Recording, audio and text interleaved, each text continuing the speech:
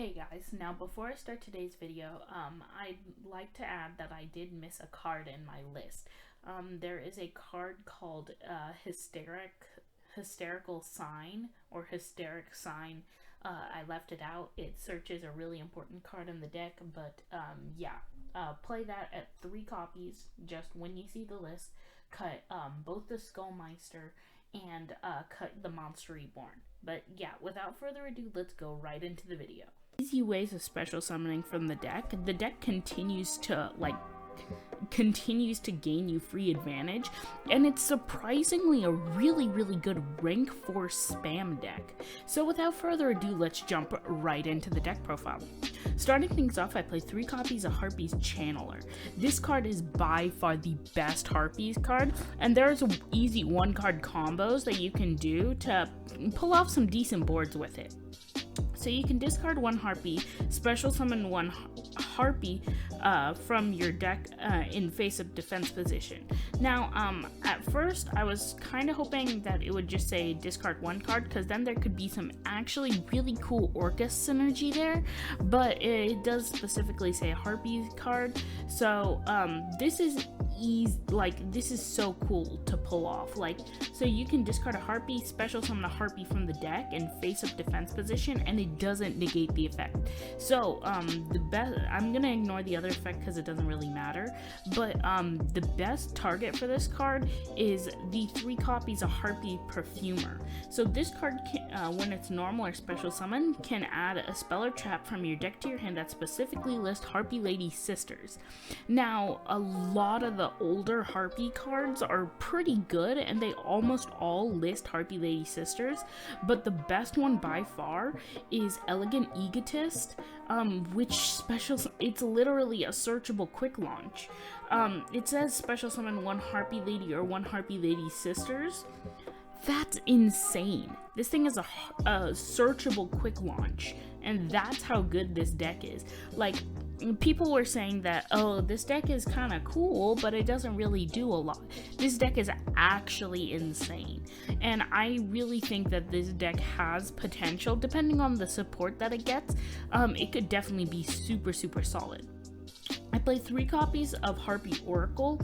This card's actually a really good extender, on top of the fact that it can renew cards from the graveyard. So one of my main plays is getting out, or let's say I have Channeler and Oracle in hand. So I summon Channeler, Oracle, and 1 Harpie to discard. I use Channeler's effect, discard, special summon the Perfumer from deck. I use Perfumer's effect, search Egotist, use Egotist to special summon the Cyber Harpie, and then I can use any of them to go into a synchro into the Cyber/Harpie Lady, and then I can use Oracle's effect to special summon. Then when it's special summoned, I get to add back Elegant Egotist, activate Egotist, and then I have 2 level 4s on the field, so I can easily go into the Harpie Lady again, which isn't really suggestible, or you can go into the rank 4s, which I do play quite a bit of in the deck, and that's just an easy 2-card combo that's really good for the deck. I played 2 copies of Harpie Harpist. This card is kind of situational, and I actually do like it just because it has synergy with Channeler. Because what Harpist is, so when it's normal summon, you can target a winged beast monster you control, and then 1 face-up card your opponent controls, return them to the hand. That's not really the important effect, and it's not really very good. But the main one I like is then during the end phase, if this card was sent to the graveyard because it was sent there this turn, add a level 4 winged beast monster with 1500 or less from your deck. That's actually really good. So it sets up easy follow-up. So let's say you had Channeler, Harpist, and Oracle in your hand. You could do that whole combo, and then have Harpist search another Channeler, and then you can do another full combo again, and that's just really good. I play 3 copies of Cyber Harpie Lady. Now this might seem odd, but the thing is that one, it's a level 4 with 1800, meaning that it's a pretty beefy monster, but also it's always treated as Harpie Lady, meaning that you can play Elegant Egotist and special summon it from the deck. So most of the Harpies are considered Harpie Lady while on the field. Well, this is always considered Harpie Lady. So you can special summon it for free from the deck, and it's just the highest attack one. And if you hard draw into it, you have ways of like using it in your plays without really needing to do a lot. So it's actually pretty nice. I played 2 copies of Harpie's Queen. You can discard it to add a Hunting Ground to your hand, and Hunting Ground is actually really good, especially for Mystic Mind matches. But the fact is that you have so many ways of searching your Harpie spells and traps that this is just actually like a nice add-on. But this card is a decent 2 of. It's just another way of searching your Hunting Ground, which I only play 1 of, but I'll get to that in a second. And then rounding off the Harpies monsters, I play 1 copy of Harpie Dancer. Once per turn, you can target a 1 wind monster you control, return it to the hand, and if you do, normal summon 1 wind monster. So, this is actually decent as a 1-of, because what it can do is it can allow synergy to get some of your effect monsters on the field instead of your Cyber Harpie Lady, which can actually set up some decent plays with your other Cybers, or with your other Harpie Ladies, and this card sets that up. But one, it's just kind of situational, like you don't really want to waste your normal summon on this, and it's just really situational, which is why I only play it at 1, and you do really need your normal summon in this deck, so I kind of just didn't like this at more than 1, but it does definitely come up. I played 1 copy of Miss Valley Apex Avian and 1 copy of the Barrier Statue. These are actually really good because you can easily set up your Smorg Barrier Lock, or you can just summon the Apex Avian for a negate. Now, usually your end boards aren't going to have this on there turn 1, but it can have it turn 2. It just really depends on how you want to play the combo. And, really, you can end on this, but that's not even your best end board, so, really, there's no reason to go into it in such a rush, but having these 2 cards in here is as options, 1 as a negate and 1 as a floodgate, is really good. So going into the hand traps, I play 3 copies of Ash, 3 copies of Gamma, the 1 Driver, and 2 copies of Skullmeister. I felt like these were the most efficient this format, and I do play the 1 Cyframe Lord Omega just because of the Gamma Driver stuff. But still, these are probably the most efficient hand traps this format. Gamma can stop their VFD really easily, and Skullmeister is just generic, and so is Ash Blossom. So these cards probably the best hand traps of the format. I play 1 copy of Monster Reborn. This card's pretty good as an extender. This card's actually really good in the deck. If you hard draw into it, that's really, really good. Not like you can search it, but when you draw into it, it just provides another layer that you can do for your Harpies combo. So instead of going into a rank 4, you can actually go into your Smorg on top of having your bounce with Harpie Lady, which is really good. I played 1 copy of Mind Control. This card's actually really good, because if you read Smorg Bird of Sovereignty, it just needs 2 monsters, including a Winged Beast monster. So you don't need it to be all Winged Beast monsters, so this can actually be an extender if you're going second, because a lot of decks are really slow this format, so just being able to steal their monster is actually really good. Just to, if you steal it, then you get another monster, and you can easily go into a Smorg, and that's really good. I play 1 copy of Double or Nothing because this card's part of the Utopia the Lightning, or Utopia Double package, although I do play Utopia the Lightning, and I'll explain the extra deck when I get to it. I play 1 copy of all the good Harpie spells. I play 1 copy of Hunting Ground, 1 copy of Feather Resting, or Rest, and 1 copy of Mirror Split. So I'll explain all of these. So Hunting Ground is a great way for spell and trap card removal, and it's super easily searchable, because you got a Channeler, which can search your Perfumer, you got Perfumer, you have your Harpie Lady, or Harpie Queen, and you have easy ways of getting to all of them. So, like, really, Hunting Ground is super accessible, and so are all the rest of them. But this card is mainly just for just getting rid of spells and traps, but sometimes it can work against itself because it's a mandatory effect and it's not a once per turn. So if you run out of spell cards and you don't, and you continue to normal or special summon harpies, and it could end up backfiring and destroying itself, but still. Of course, the Harpie's Feather Resting, target 3 Harpies in the graveyard, shuffle them, then draw 1 card. Then if you control the level 5 or higher Harpie monster, you can draw 2 instead. So it's really easy to get a level 5 or higher out on the field with Cyber/Harpie Lady.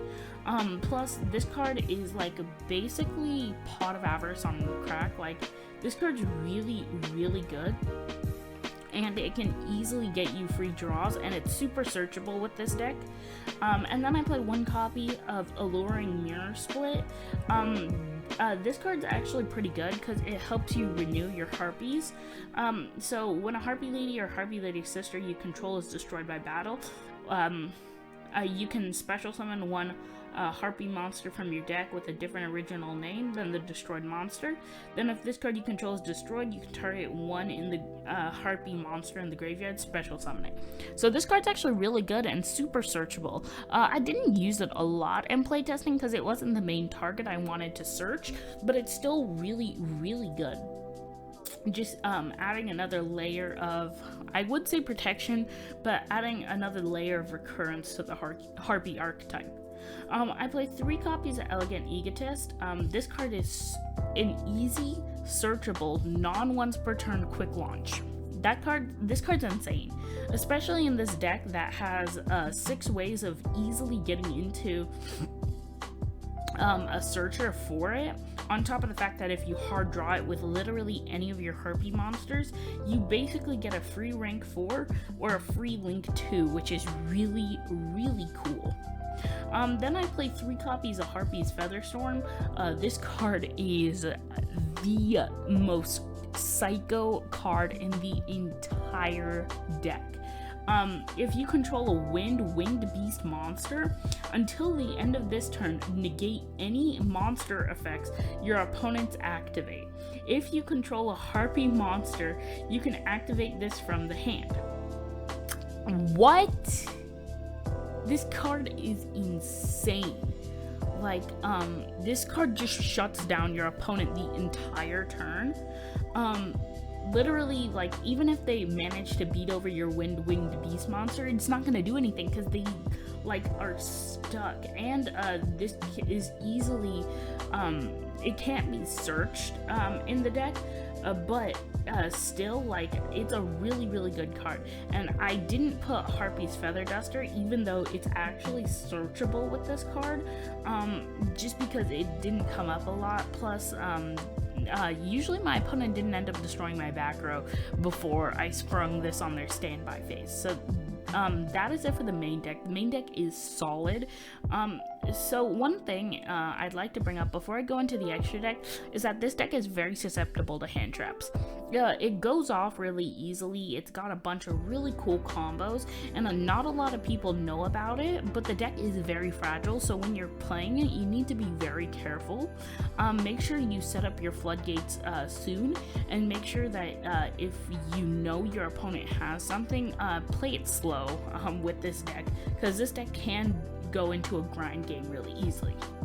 So going into the extra deck, I play 1 copy of IP Masquerena for the Unicorn combo. I played 1 copy of Harpie's Conductor. I actually am not a super big fan of this card. I didn't go into it a lot, and I just didn't really find a lot of uses for it. Its effect is if a Harpie monster you control would be destroyed by battle or card effect, you can destroy one set spell or trap you control instead, which actually does come up because you have your spells and traps which actually have effects when they're destroyed, which is really good. But like I said, I didn't really make this over any other card. Plus, usually your end boards aren't going to be like super crazy, but this does set up an easy layer of protection.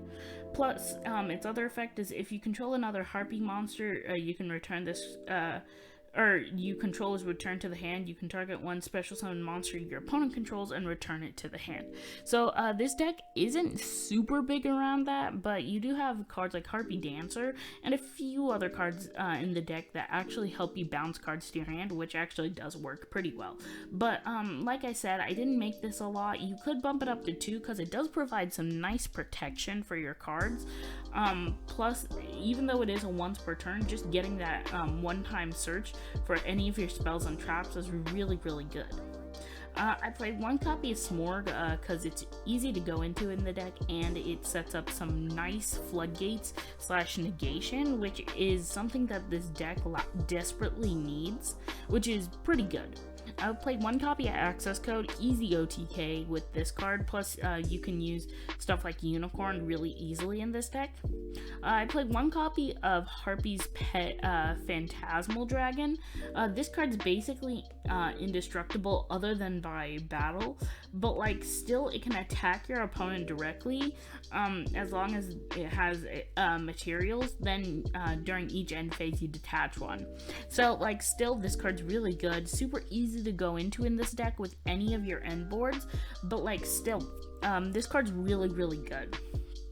I played 2 copies of Utopia because I wanted the option to go into the Utopia, the double and the Utopia Lightning package, just because one can put up 10,000 damage, one can put up 5,000, but one's just a bit more accessible. Plus, if you like come into a jam where like your opponent Ash Blossoms the double or nothing, you like really you can just continue to play through it, like, cause like who cares. But like the playing 2 Utopia, 1 double and 1 lightning is like to me the best thing, cause you don't have a lot of rank 4s that you can go into. So like still the rank 4s are super easy to go into in the deck, and I still really like this lineup. I played 1 copy of Lightning Shidori. This card's pretty good just because it needs 2 level 4 wind monsters. It's kind of just another option you can go into, but it's not bad. If it's Xyz summon, target a set card your opponent controls, return that target to the bottom of the deck. Then once per turn, detach an Xyz material, target a face-up card your opponent controls, return that to the top of the deck. This card's great for removal. It does target, so it can't get around Dragoon, which is sad, but it's still really good for removal. I played 3 copies of Cyber / Harpie. This card is amazing to go into and super easy. The most unique part about this card is that like you can treat it as any Harpie you control as a tuner to synchro summon this card. So like sure you can't do Hulk plays with this deck, but like still you have easy setup with this card. Plus its effect is actually really good. So when a spell a trap, a card, or effect is activated, you can target 1 monster your opponent controls or 1 Harpie you control, return it to the hand. So really the main idea with the recent Harpie cards have been to return them to the hand.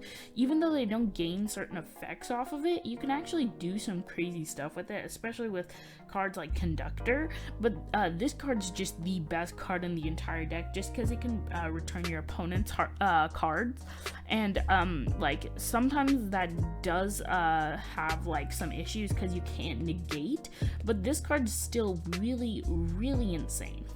And then I play one copy of Psyframe Lord Omega just in case I can make the Gamma Driver on my turn, which is like the most exhilarating thing you can ever do. But yeah, that's pretty much it for the deck. Please like, subscribe, share, comment, let me know what you thought, and let me know if there's anything you would change about the deck. Would you change up the Cyber Harpie stuff? Because even though Elegant Egotist special summons it from the hand or deck, some people don't want to play that many any of the unusable cyber monsters or Harpie monsters. I still think this card's really good at 3, but yeah, that's pretty much it, and I'll see you in the next Yu-Gi-Oh video. Peace, guys.